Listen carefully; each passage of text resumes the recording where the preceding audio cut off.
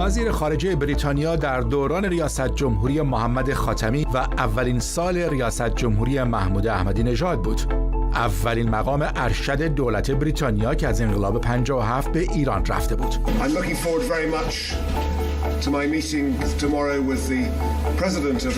جک استرا بر سر برنامه هسته‌ای با بسیاری از مقام‌های وقت جمهوری اسلامی ملاقات کرد.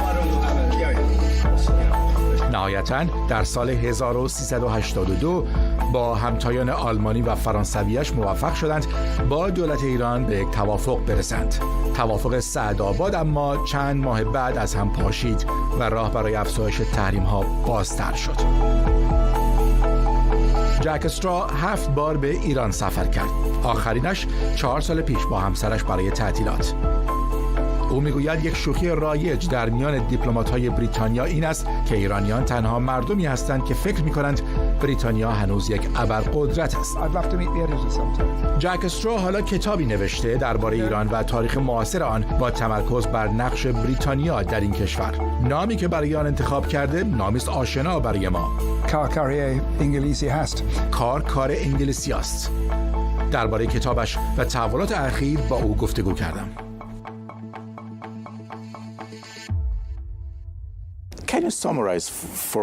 بر اساس تجربه و سفرهاتون به ایران، برداشت ایرانی ها از بریتانیا یا به قول خود ما انگلیسی ها چه هست؟ انگلیسی ها most Iranians were extremely pleased to see me and to see my party. بیشتر ایرانی ها از دیدن من و همراهانم خیلی خوشحال بودند. بعضی نسبت به بریتانیا صرفاً فقط مظنون و بدگمان هستند. الان صده هاست که در خاطره جمعی ایرانیان یک حس ظن و شک زیادی نسبت به رفتار و عملکرد بریتانیا در ایران و علیه ایران وجود دارد. و من اون رو درک میکنم. ما به روباه مکار شهرت داریم. در زبان فارسی میگویند کار انگلیسی هاست. کار انگلیسی هست. And there are plenty of examples, current examples which I give. من در کتاب مثال‌های زیادی میارم که این بدگمانی تا حدی است که هر اتفاقی که میفته ایرانی‌ها دست پنهان انگلیسی‌ها رو پشت اون می‌بینن. اما در همین حال هنوز علاقه زیادی هم اونجا وجود داره و یکی از موضوعاتی که من رو کلافه کرده اینه که اگر ما میتونستیم روابط با ایران رو بهبود ببخشیم و سپاه و تندروها اینقدر نسبت به ما بدگمان نبودن و این باور غلط رو نداشتن که ما همه جا جاسوس داریم، روابط بین دو کشور ما میتونست خیلی خوب باشه.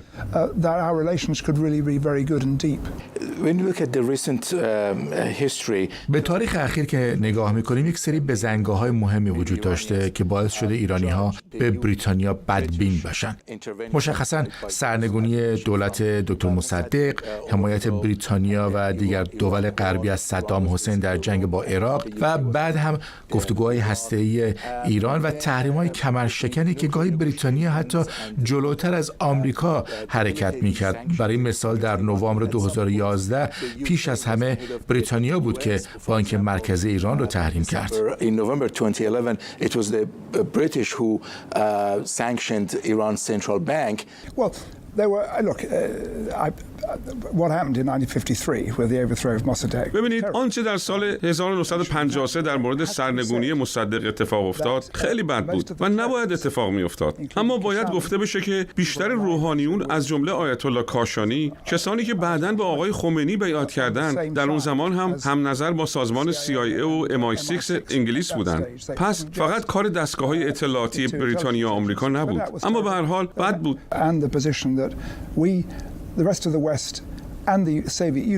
همچنین حمایت ما و دیگر کشورهای غربی و اتحاد جماهیر شوروی از صدام حسین در جنگ با ایران هم غیر قابل قبول بود. اما این سکه روی دیگری هم دارد. من و همتایان فرانسوی و آلمانی هم به شدت تلاش کردیم که بتوانیم یک روند گفتگو در مورد مسائل هسته ایران را آغاز کنیم و مدام به مقامات ایرانی گفتیم که در مقابل فشار آمریکا ما سپر شما هستیم. فشار آمریکایی‌ها خیلی زیاد شد اما ما مقاومت کردیم و خوشبختانه بعد آمریکا به گفتگوها پیوست که خیلی حیاتی بود. اما تحریم هایی که بین سالهای 2005 و 2013 اتفاق افتاد در دوره احمدی نژاد بود. واقعیت اینه که احمدی نژاد از مسیر مذاکره خارج شد و با صحبتاش غرب رو تحریک کرد. حرکت‌هایی انجام داد که من گمان نمی‌کنم در موردش اصلا فکر کرده بود. و دست آخر هم باعث شرمندگی حتی تندروها شد. این دلیلی بود برای اینکه این تحریم‌ها اعمال بشه. تحریم بانک مرکزی در نوامبر سال 2011 که بهش اشاره کردید همینطور بود. درسته که ما قبل از کشورهای دیگه انجامش دادیم، اما بقیه کشورها هم در صدد انجامش بودن. We happened to do it before other countries, but other countries were about to do it. It wasn't just unilateral. Yeah, Americans did it in the following month, in December 2011. Now, you say that. بله، آمریکایی هم در ماه دسامبر 2011 این کار را انجام دادند. در کتاب شما میگید آنچه در دنیای سیاست در ایران اتفاق میفته به شدت تحت تاثیر رفتار قدرت‌های خارجی با ایرانه. اینو قریب توضیح بدید. From outside. Could you explain that? Yes, I can. I mean, بله حتما. در قرن 19 و بیشتر قرن 20 قدرت‌های خارجی بارها سیاست‌هاشون رو بر ایران تحمیل کردند که یکی از پیامدهاش انقلاب 57 بود. اما هنوز آنچه قدرت‌های خارجی انجام میدن یا حتی نمیدن همچنان تأثیر عمیقی بر سیاست در داخل ایران میگذاره. can profoundly affect the politics inside. Now, I give you two examples. دو مثال براتون میزنم. After 9/11, بعد از 11 سپتامبر وقتی صدام حسین حمله به برج‌های دوقلو رو جشن گرفته بود، آقای خاتمی و ایرانی‌ها برای قربانیان ابراز همدردی کردند. President Khatami and the Iranian people as a whole خاتمی ریسک زیادی کرد و در حمله آمریکا و متحدانش برای براندازی طالبان با آنها بسیار همکاری کرد. اگرچه بعد وقتی جورج بوش در سخنرانی ژانویه 2002 در کنگره ایران را در محور شرارت قرار داد، او هزینه‌های زیادی را پرداخت کرد. he then paid for that by being included by President Bush in the January 2002 State of the Union speech as part of the axis of evil. States like these and their terrorist allies constitute an axis of evil. نویسنده سخنرانی جورج بوش در کنگره دیوید فرام بود و او اون رو در متن سخنرانی قرار داد.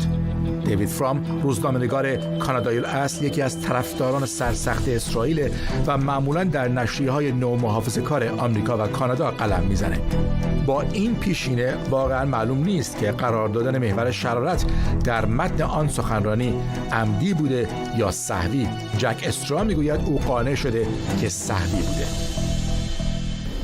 That was inadvertently put into the speech. They hadn't thought it through, as I explained there. من در کتاب توضیح دادم که اطرافیان آقای بوش به من گفتن که قرار نبود محور شرارت به محور اصلی سخنرانی او تبدیل شود و نمیدانستن قرار دادن ایران در آن چه پیامدهایی را خواهد داشت.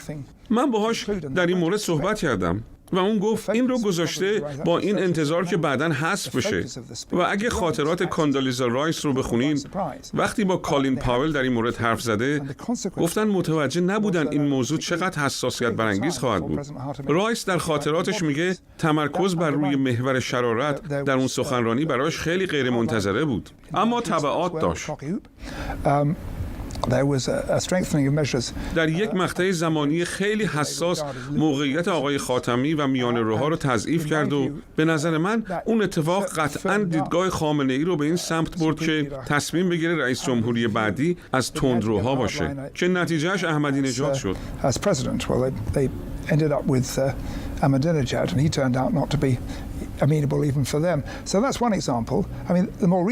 این یک مثال.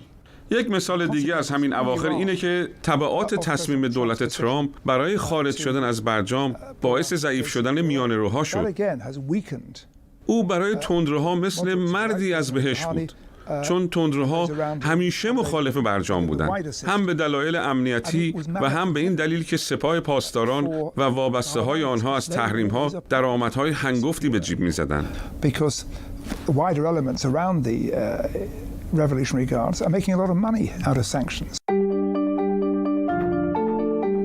جک استرا در سفرهایش به ایران و صحبت با مقام‌های جمهوری اسلامی در تماس مستقیم با حسن روحانی دبیر وقت شورای عالی امنیت ملی بود. پروتکل الحاقی رو جمهوری اسلامی ایران امضا خواهد کرد با ملاحظاتی که قبلاً بهش اشاره کردم. او به جناح میانه‌رو نزدیک شده بود تا آنجا که آقای استرا در این گفتگو تایید کرد آقای روحانی از او دعوت کرده بود در مراسم تحلیف ریاست جمهوریش حضور داشته باشد، اما به دلیل تعهدات زیادی که آن زمان داشت نتوانست به تهران سفر کند. اما همین نزدیکی او با یکی از جناح‌های سیاسی ایران باعث شده تا منتقدانش بگویند او 4 دهه کارنامه نقض فاحش حقوق بشر در جمهوری اسلامی را نادیده می‌گیرد و به نوعی توجیهگر سیاست‌های نظام است. اپوزیسیون شما را متهم میکنه که مدافع جمهوری اسلامی هستید. بیش از اندازه به اصلاح طلبها و میان روها اعتقاد دارید، در حالی که وقتی اونها هم در قدرت هستند شاهد ترور مخالفان، زندانی شدن روزنامه‌نگاران و فعالان حقوق زنان و فعالان مدنی بود و هستیم. Well, I think I understand what they say. There are two things to say in that. First of all, things were different, certainly in the first term of Hatimi. من متوجه میشم اونها چی میگن. 2 چیز میشه گفت. اول اینکه در دوره اول ریاست جمهوری محمد خاتمی وضعیت متفاوت بود. اما نهایتاً زیر پاش خالی شد به دلایل مختلف. از جمله قرار گرفتن ایران در محور شرارت. That all the security apparatus of the state is beyond the reach of the so-called elected government. در مورد روحانی قبول دارم که ابزار امنیتی خارج از دسترس دولت او هستند. با همه اینها فکر می‌کنم با قانون اساسی فعلی هم میشه اصلاحات ایجاد کرد. اما نهایتاً چه گزینه دیگری وجود داره؟ قرار نیست که آمریکا حمله کنه و رژیم رو تغییر بده. By an American coalition to take out this regime. That's not on the چرا غرب روی نقض حقوق بشر در ایران تمرکز نمی‌کنه؟ Well, we do. I mean, I promise you. And I mean, we have a. ما این کار رو انجام میدیم.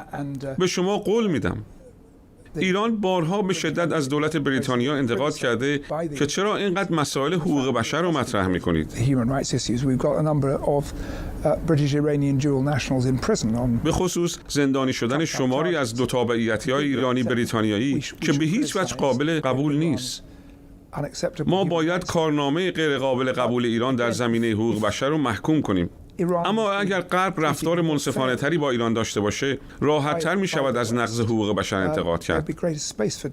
کشورهای زیادی در منطقه هستند که کارنامه بدی در مورد حقوق بشر دارند، ولی ما در مورد آنها سکوت می کنیم.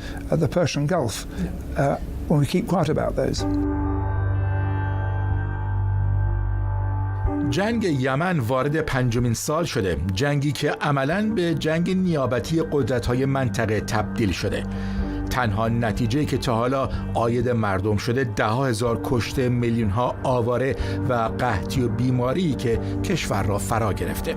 و به رغم تلاش‌های سازمان ملل هنوز راهی برای پایان دادن به جنگ پیدا نشده.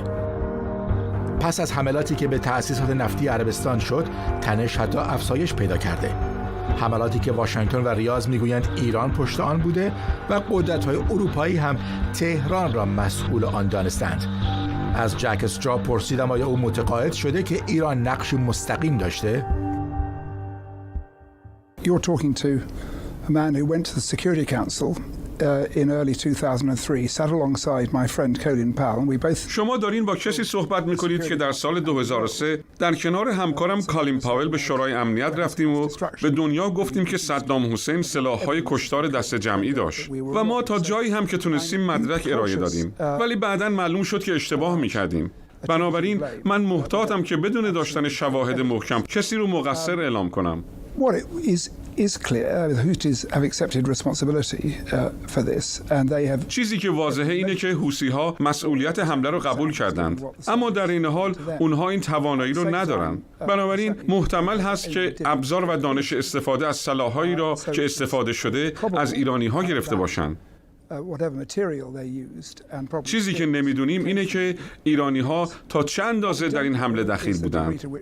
و چیز دیگه‌ای که خیلی مهمه و ما نمیدونیم اینه که چه کسی در ایران مستقیما دست داشته. چون مثال‌های زیادی وجود داره. همونطور که میدونین مثلا سپاه پاسداران و اونهایی که مستقیما به آیت الله خامنه‌ای گزارش میدن همیشه دولت منتخب رو دور میزنن. به نظر من تنها راه حل در کوتاه مدت و میان مدت یک توافق امنیتی بین ایران و کشورهای منطقه است. چون جنگ یمن که جان صدها هزار انسان رو گرفته به جایی هم نمیرسه. کسی هم برنده اون نخواهد شد. Hundreds of thousands of lives and is going nowhere. No one's going to win. So you don't think that this is going to ممکنه شاهد جنگ در منطقه باشیم؟ regional war?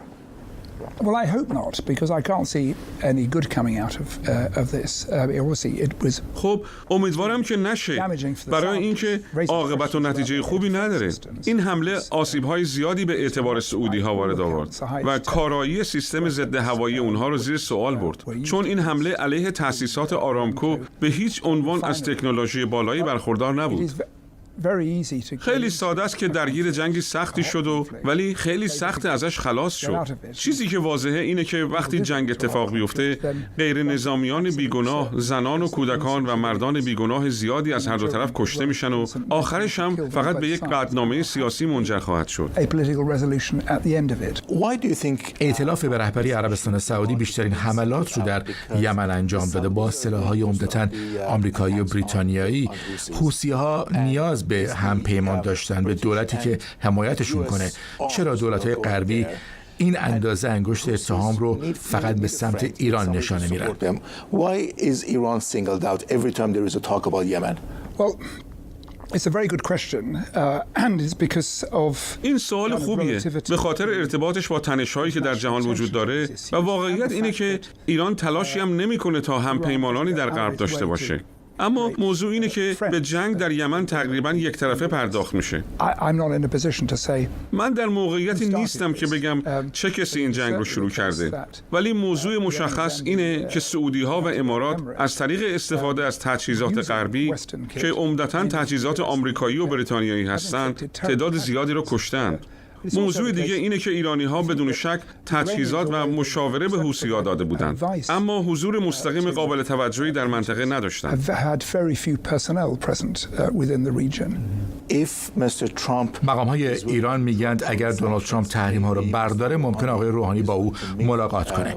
با توجه به صحبت‌ها و مواضع دو طرف فکر می‌کنید به زودی شاهد ملاقات آقای روحانی با آقای ترامپ باشیم؟ Well, in my view, if President Trump is really serious about negotiations with the Iranians. به نظر من اگه آقای ترامپ در این مورد واقعا جدی است، باید با استفاده از میانجی مذاکرات رو شروع کنه. Now it took 2 years of back channel work. 2 سال طول کشید تا میانجیگری از طریق عمانی‌ها بین دولت اوباما و ایران جواب داد. لزوماً الان ممکنه 2 سال طول نکشه، اما باید بین طرفین مذاکره اعتماد سازی بشه و اینکه نقاط جدی اختلاف و خواسته های طرفین مشخص بشه.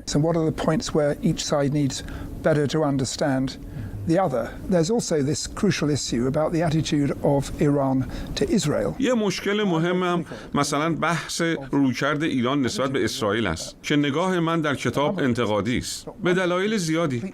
یکی از دلایل اینه که این رویکرد اشتباهه و البته کاملا غیر واقعیه که مدام هم تکرار میشه. اسرائیل وجود داره و سال 1948 توسط سازمان ملل شناخته شده. این موضوع با واقعیت هم خیلی تناقض داره، چون اسرائیل و ایران با هم یک روابط طولانی تاریخی دارن که به زمان کوروش کبیر برمیگرده. اسرائیل حتی یکی از تأمین کنندگان تجهیزات نظامی ایران در جنگ ایران و عراق بود. To Iran. You brought up some of the Iran missile program. اما حمایت از گروه‌های منطقه و برنامه موشکی بخشی از ساختار ژنتیک جمهوری اسلامی. بدون اینها جمهوری اسلامی وجود نخواهد داشت. آیا این واقع بینانه است که از جمهوری اسلامی انتظار داشت از این فعالیت‌ها دست بکشه؟ Islamic Republic. Do you think it is realistic to ask them and to expect them to do so? Iran feels that it's alone. And I think that's a sense which pervades all shades of opinion. ایران احساس تنهایی میکنه و این در درون کشور به اختلافات زیادی دامن زده. لزوماً همه رهبر و گروه‌های تندرو رو حمایت نمی‌کنند. چون اونها دوستان قابل اعتمادی ندارند و تنها مانده‌اند که به نظر من این مسئله برنامه موشکیشان را توضیح می‌دهد. That is, I think, the explanation for their missile program and some explanation. و حتی میتواند تا حدودی دلیل حمایت ایران از حزب الله باشد. این چیزیه که در ساختار ژنتیک جمهوری اسلامیه. Jihadist groups like Islamic Jihad and Hamas. درباره گروه‌های جهادی سنی مثل جهاد اسلامی و حماس دلیل تاریخی برای این ارتباط وجود ندارد. فکر می‌کنم این موضوعی است که ایرانی‌ها خواهان مذاکره درباره آن هستند. درباره حزب الله به نظرم اگر انگیزه کافی وجود داشته باشه، ایران قطعاً آماده است درباره رفتار این گروه و عملکرد آنها به نیابت از خودش مذاکره کنه. درباره مسئله موشک‌ها باید از زاویه بزرگتر، یعنی زاویه سیستم دفاعی در خلیج فارس به این موضوع پرداخت. هرچند من مطمئنم که عربستان با وجود اینکه درباره ایران شکایت میکنه حداقل توانایی نظامی در برابر ایران داره. بنابراین مسئله این نیست که ایران این توانایی ها رو داره. مسئله این است که چه هدفی از داشتن این توانایی ها داره و چطور از اونها میخواد استفاده کنه.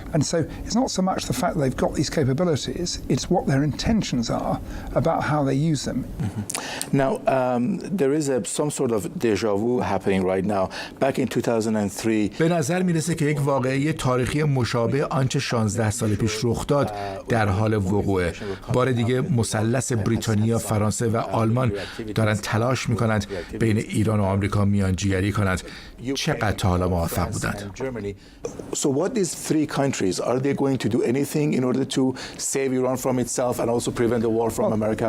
I know that there's frustration in Iran about the establishment of Instex, which is this facility. It's not a bank. متوجه هستم که در ایران به خاطر مسئله اینستکس که ابزاری برای برقراری تجارت با ایرانه کلافگی به وجود آمده.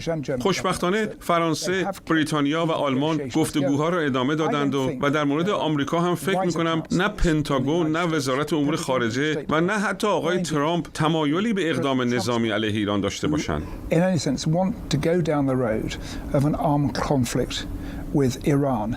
Yes, if there were that, the Americans could inflict substantial damage by airstrikes. اگر بخواهند می توانند از هوا آسیب بسیار زیادی به تأسیسات ایران بزنند، اما مردم ایران پشت آنها نخواهند بود.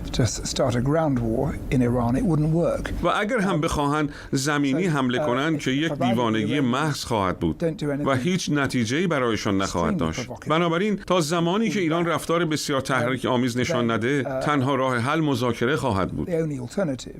اما هر دو طرف باید آماده باشند و این راه حل زمان و صبوری می‌خواهد و میانجی خوب و گوش شنوا از هر دو طرف. It takes time, it takes patience, it takes very good interlocutors on both sides. Mr. Strah, thank you for doing this with us. Thank you very much.